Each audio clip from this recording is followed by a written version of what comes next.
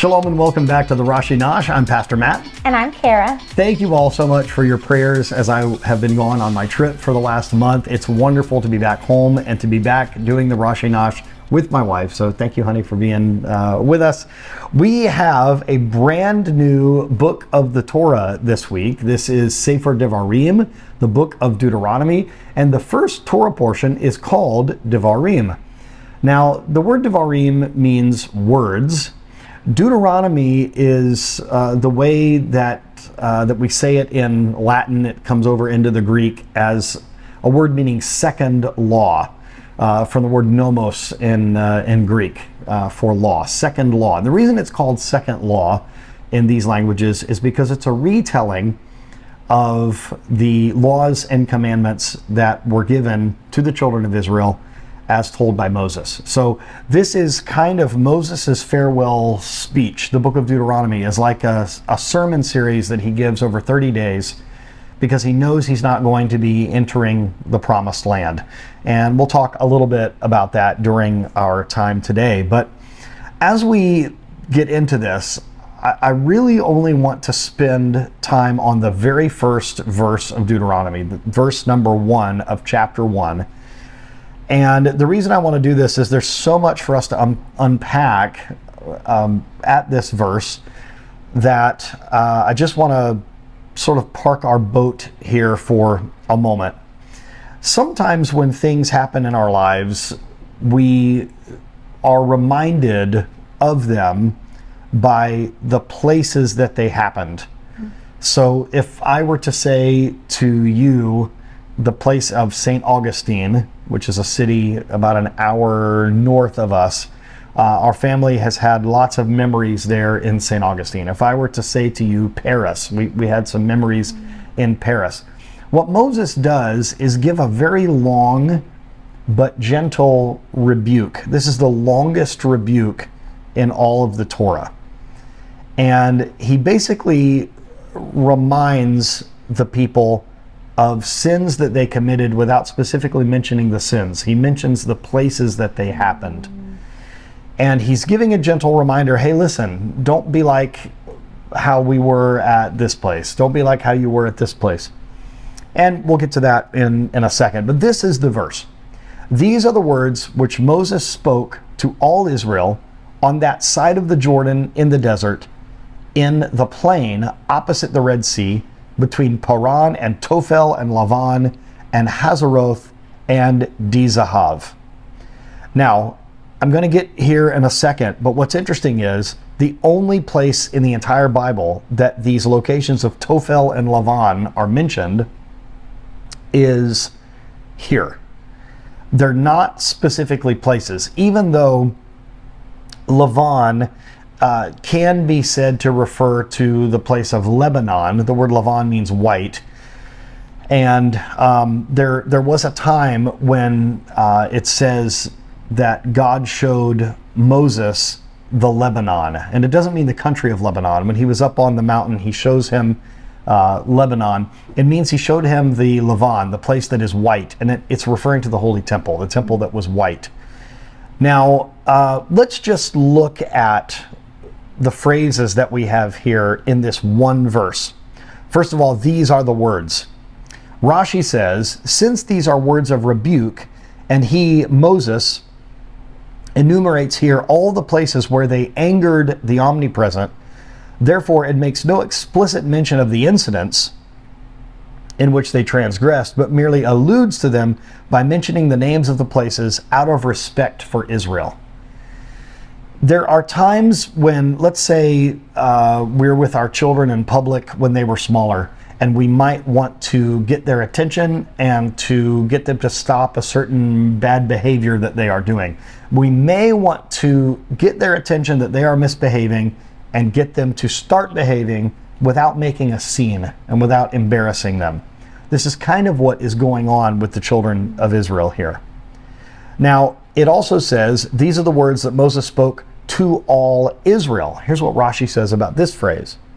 If he had only rebuked some of them, those who were in the marketplace, i.e. those that were absent, like if he only rebuked some of the people while others were busy doing other things, then they might have said, "You heard from Moses, the son of Amram, and did not answer a single word regarding this and that. Had we been there, we would have answered him." Therefore, he assembled all of them and said to them, "See, you are all here. If anyone has an answer, let him answer." It's almost like speak now or forever hold your peace. You know, if you have anything to say against the rebuke that I'm giving you, go ahead and speak up. But of course, no one has anything to say against the rebuke because it's true what he's saying. It also says in the desert. Now, here's what's interesting. We know from their travels in the Bible that they are within viewing distance of the promised land. They're actually in the plains of Moab right now, so they're not in the desert. So why does it say, these are the words which Moses spoke to all of Israel on that side of the Jordan in the desert? Because all of these places, in the desert, in the plain opposite the Red Sea, between Paran and Tophel and Lavan and Hazeroth and Dizahav, all these are locations where Israel sinned, where they really got it wrong. They really messed up. And he's trying to gently remind them of that. So at the time, they're not in the desert, but in the plains of Moab. So accordingly, what is the meaning of, in Hebrew, the word is bamidbar, in the desert? What's the meaning? Well, it means that he rebuked them for having angered God in the desert by saying, "If only we had died by the hand of God." If you remember, when the people came out of Egypt, they were really complaining about a lot of things, and some of the things they were complaining about were absolutely untrue. One of the things that they do is they say, "Oh, don't you remember these vegetables and these fruits and these things, the leeks and onions and the different things that we had in Egypt? Oh, we had it so good. It was so beautiful there." Well, we know for a fact, just by reading in the scripture, some of the things that they were remembering fondly didn't exist in Egypt. They were almost like remembering in a false way, like, "Oh, it was so good there. We had all these delicious things." No, you didn't. Just because you're struggling right now, you think the old days were the good old days, but they really weren't. You were slaves. They keep forgetting that. They keep wanting to long to go back to Egypt. Listen, sometimes the old days are just the old days. Grass isn't always greener. The grass isn't always greener. The leeks aren't always as tasty on the other side. So yeah, if only we had died. Because what they basically are saying is, weren't there enough graves in Egypt? Why did we have to come out here and die? But they weren't out there to die. God was going to take care of them. They just were complaining. Now, when it says in the plain, what it means is, in the plain he rebuked them regarding that plain, for they had sinned in the worship of Baal Peor at Shittim in the plains of Moab. So here they are in these plains of Moab where before they had sinned. And so he's giving them this reminder. Now, before we get to between Paran and Tophel and Lavan, because that's an interesting one, let's look at one more phrase, opposite the Red Sea. He rebuked them regarding their rebellion at the Red Sea. When they arrived at the Red Sea, they said, as I just mentioned, "Is it because there are no graves in Egypt that you've taken us to die in the desert?" Likewise, they sinned when they traveled from the midst of the sea, as it is said, and they were rebellious by the sea, by the Red Sea. This is in Psalm 106:7, and also as found in Tractate Arachin 15a. Now, here's where we get to a very interesting thing. These places existed by the Red Sea, the plains of Moab, the desert, but he mentions two cities that aren't really cities. They're a reference to something, Tophel and Lavan. First of all, let me tell you the meaning of the word Tophel. It means whitewashed, something that is white, but it also means tasteless, something that is tasteless, but it also has a connotation of nonsense. Nonsense. And then Lavan, as I've already mentioned, means white, just as Tophel has a connotation of being white, but it also has a connotation of being tasteless. So what does this mean? Rabbi Yochanan said, this is Rashi quoting Rabbi Yochanan, "We have reviewed the entire Bible and we found no place named Tophel or Lavan. However, the explanation is he rebuked them because of the foolish things they had said about the manna." He reminded them about this place called Tophel, which means foolishness. They were foolish about the manna. It also means white, as Lavan, and the manna was white. And it also means tasteless. They were acting like the manna was tasteless. Although the rabbis tell us the manna tasted like anything you wanted it to taste like. So how can you complain? How can you complain if a food that you eat every day could taste like something different? If you wanted it to taste like a hamburger one day and waffles the next, or whatever, it could taste like whatever you wanted. But you know what? When they complained, how many times is it true that when somebody complains against God, they say things that aren't really accurate? They exaggerate, or they say things that aren't true in complaining against God. So they claimed that the manna was tasteless. We want meat. We don't want this silly, miraculous food anymore. We want to complain, and we want meat. So he says these cities that aren't really cities, aren't really locations, of Tophel, foolishness, tasteless, and white, and Lavan, which also means white, because they treated the manna with foolishness. They said foolish things about it. They said, and our soul loathes this bread, in Numbers 25 or 21:5. And because of what they had done in the desert of Paran, it talks about the location of Paran. This is a real location, and that refers to the spies at Paran, when it says that they gave a bad report.